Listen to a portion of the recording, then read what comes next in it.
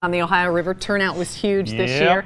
If you saw any pictures or maybe you're curious about getting out on a kayak, there are easy ways to get started. You don't need your own equipment. Mindy Trujillo of the local blog Go There Try That joins us with how to get out on the water. You're sort of a novice and a rookie at all this, but you're doing it. I am. Yeah, I'm a huge believer that experiences matter more than things. Right. So, and I love adventure. I've kayaked only a few times. I've canoed. Every time I canoe, I end up in the water. So trust me when I say kayaking is easier, I think, than canoeing. I didn't know that. Okay. It is.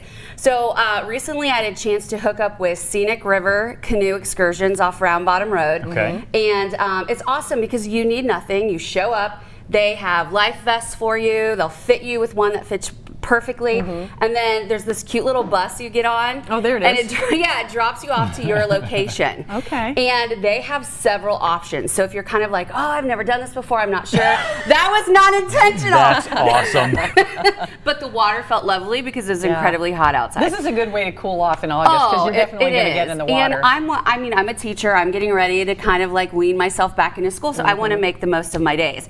So they have a 2-mile, which is like 30 to 45 minutes. Okay. You're going with the current, so you can work hard or just sit back and kind of let the water take you.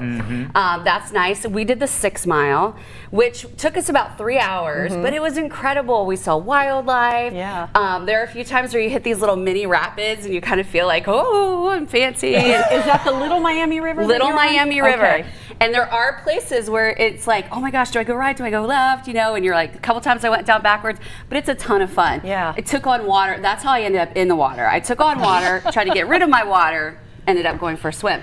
But these are sit on top kayaks there, which I love because it's super easy to get back on. If you end up in the water, it's not a big deal. Right. You're not going to go upside down and be stuck under there. No. Right. And there were kids that were, you can pull off and they have rope swings and you can jump in. Like little mini beaches right there to pull up on things incredible. like that. Yeah. Now, do they come and get you at the other end, or do you have to kayak back up? No, you end up back at the where starting place naturally. Like and the they're bus takes you waiting for you. up, and then you go back to where you started. So that's cool. Yeah, so the 2-mile takes you to one location, 6-mile takes you further, and then there's a 10-mile.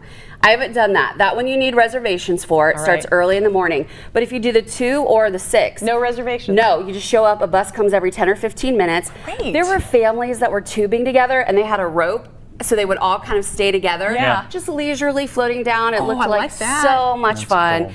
Kids can do it. Families can do it. And if you don't want to go ride on the Little Miami, which is great, it's completely safe, there's all kinds of parks around here where you can kayak.